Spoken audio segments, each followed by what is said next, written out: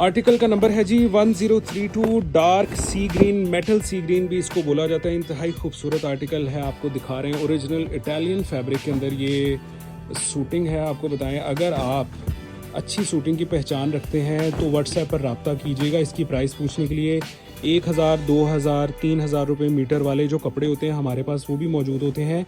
लेकिन ये original Italian shooting है तो इसकी कॉस्ट भी उसी तरह होगी। अगर सस्ती सूटिंग का शौक है तो प्लीज़ ये वीडियो स्किप कर दें, क्योंकि ये वीडियो आपके लिए नहीं है। लेकिन अगर आप अच्छी सूटिंग कैरी करना जानते हैं, अच्छे कपड़े की पहचान रखते हैं, तो ही इसकी प्राइस हमसे मालूम कीजिएगा, ताकि आपका भी टाइम बचे और हमारा भी टाइम बचे। और चस्का पार्टी तो आपसे तो वैसे ही हम माजरत चाहते हैं। ठीक है जनाब, इंतहाई खूबसूरत आर्टिकल है। ये शलवार कमीज़ का कपड़ा बिल्कुल भी नहीं है, ये सूटिंग का पेंट कोट का कपड़ा है और इंतहाई खूबसूरत आर्टिकल है।